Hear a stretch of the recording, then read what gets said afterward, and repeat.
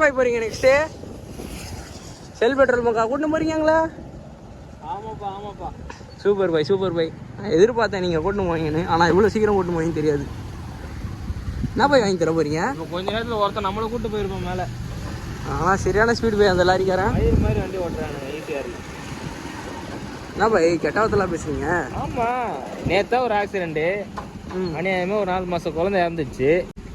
அந்த வண்டி அடித்தாலும் நிற்காது, அவ்வளோ வேகமாக போகிறானு.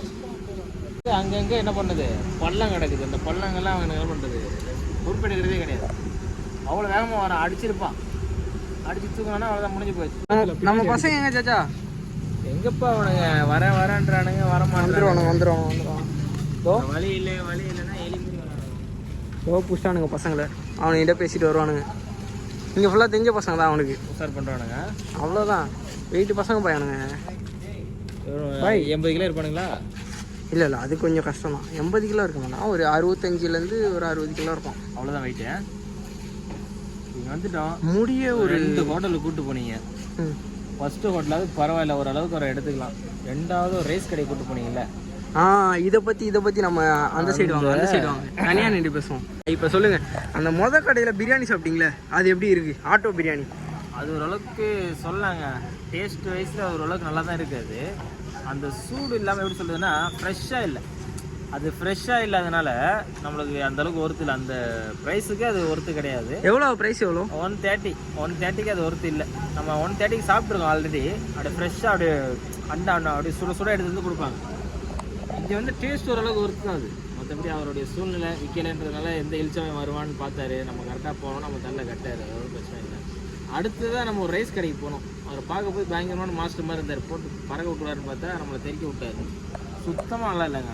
என்னாச்சு? நல்லா இருக்குன்னு சொன்னீங்க. சாப்பிட்டு 8 வருஷத்துக்கு முன்னாடி கோயம்பேட்டில் சாப்பிட்டேன். பசிக்குதுன்னு சொல்லிட்டு ஒருத்தர் போய் சாப்பிட்டேன். அப்போலேருந்து ரைஸே சாப்பிட விட முடிவு பண்ணேன். அதுக்கப்புறம் எல்லா கடையிலையும் சாப்பிட்டேன். எல்லாத்துக்குமே ஓரளவுக்கு நல்லா தான் இருக்கும். இப்போ அதே 8 வருஷம் கழித்து அந்த பழைய ஞாபகத்தை இந்த கடைக்காரன் என்னை கொண்டு வந்திருக்கான். ஏன்னா அவ்வளோ ஒஸ்ட்டுங்க. ஒஸ்ட்டு, கேவலமான ஒஸ்ட்டு. பழைய கஞ்சாவோட குடிச்சிட்டு போய் நம்மளுக்கு ருசியாக இருக்கும். இவன்ட்ட ருசியும் இல்லை, ஒன்றும் இல்லை. அப்போ நல்லா இருக்குன்னு சொன்னீங்களே நல்லா இருக்குன்னா அந்த கடைக்காரன் பின்னாடி நின்றா. நல்லா இல்லைன்னு சொன்னால் மனசு கஷ்டப்படுமேன்னு சொல்லிட்டு எப்பவும் வழக்கம் போல் இப்படி காட்டிட்டேன். தப்பா இதை நடத்துக்காதீங்க. 100க்கு 100 கொடுக்கலாம் அப்படின்னு நினச்சேன்.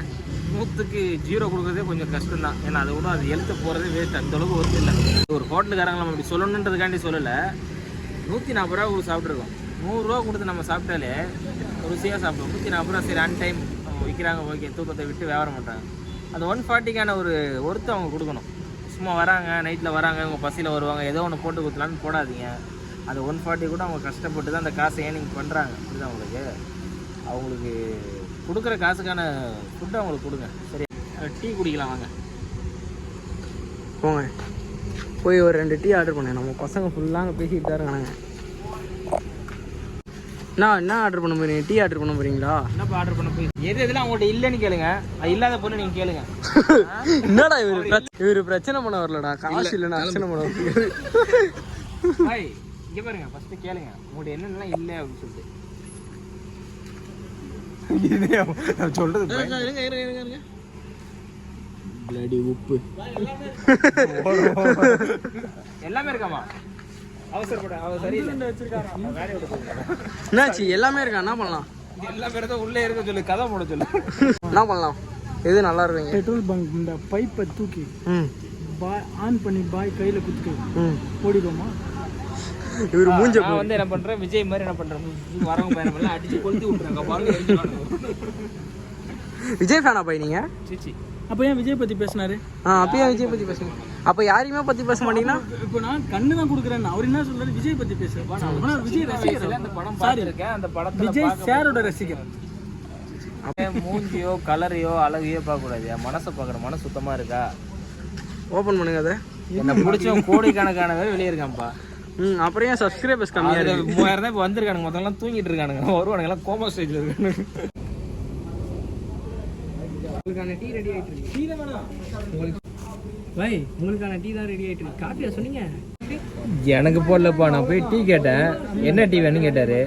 அந்த ஆந்திராவில் 3வது குறுக்கு சந்தில் ஒரு டீ கல்லில் ஒரு டீ குடிச்சேன், ஆந்திரா டீ. அந்த டீ தாங்க என்ன, நீங்கள் அங்கேயே போய் குடிங்க, இங்கே நிற்காதீங்க, கல் எடுத்து உங்களை அடிச்சிடும், ஓடி போயிருங்கன்னாரு. ஸோ அதனால் அவர் போகிறத கடைசி வரைக்கும் ஆசை தீர பார்த்துட்டு அப்படியே ஓடிடலாம் அப்படின்னு சொல்லி நான் பார்த்துட்டு இருக்கேன். டீ வந்துருச்சு, எடுத்துக்கோங்க. சரி போங்க. இப்போ தூக்கம் வருதுப்பா, இன்னைக்கு ஷூட் வேணாம்ப்பா, நாளைக்கு எடுத்துக்கலாம்ப்பான்னு. இல்லைங்க, பசங்கிட்ட சொல்லியாச்சு, நம்ம மேடவாக்கத்தில் போய் சாப்பிட்றோன்றது எல்லாம் பிளான் பண்ணிட்டானு. போனால் அங்கே பெரிய பல்ல நோண்டி வச்சிருக்கானுங்க, போக முடியல. நான் வேணான்னு சொன்னேன் ஃபர்ஸ்ட்டு. அவங்க அப்போ இங்கே கேட்டிருந்தா வேலை முடிஞ்சிடும். போகிறோம் வேணாம் போகிறோம் வேணாம்னு இப்படியே போயிட்டு இருந்துச்சு. இப்போ எனக்கு தூக்கம் தெளிஞ்சு போச்சு. இப்போ வாங்கப்பா வேற எங்கேயா போகலாம்ப்பான்னு கேட்டால் எனக்கு தூக்கம் வருதுப்பா, நான் வீட்டுக்கு போகிறேன் பயன்றானுங்க.